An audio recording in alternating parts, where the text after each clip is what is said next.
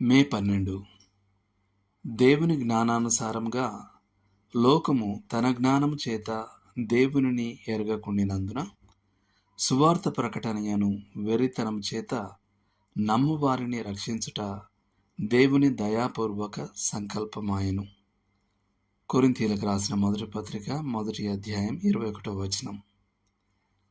కొరింథీలోని సంఘంలో కొందరు సువార్తను మేధోపరంగా గౌరవనీయమైనదిగా చేయడానికి ప్రయత్నిస్తున్నారు.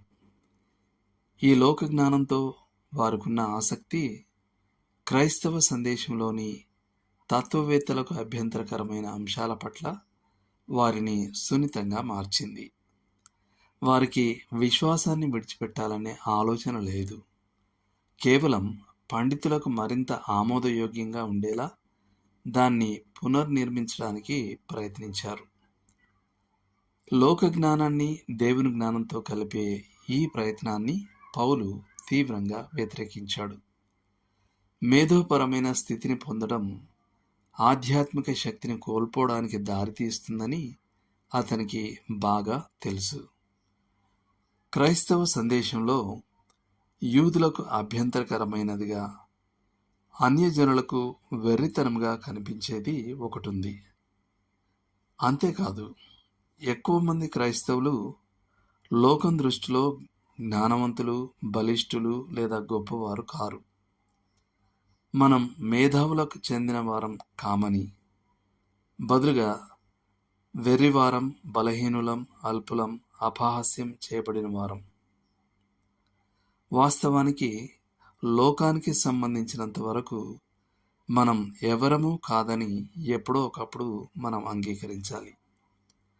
అయితే అద్భుతమైన విషయం ఏమిటంటే, దేవుడు వెర్రితనంగా కనిపించే ఆ సందేశాన్ని విశ్వసించే వారిని రక్షించడానికి ఉపయోగిస్తాడు. మరియు దేవుడు తన ప్రయోజనాలను సాధించడానికి మనలాంటి సామాన్యమైన వ్యక్తులను ఉపయోగిస్తాడు.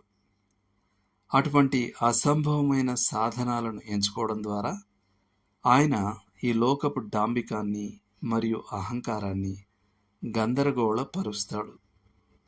మనం గొప్పలు చెప్పుకునే ఏ అవకాశాన్నైనా తొలగిస్తాడు మరియు ఆయన ఒక్కడికే కీర్తి లభిస్తుందని నిర్ధారిస్తాడు. దీని అర్థం పాండిత్యానికి చోటు లేదని కాదు, అది ఖచ్చితంగా ఉంది.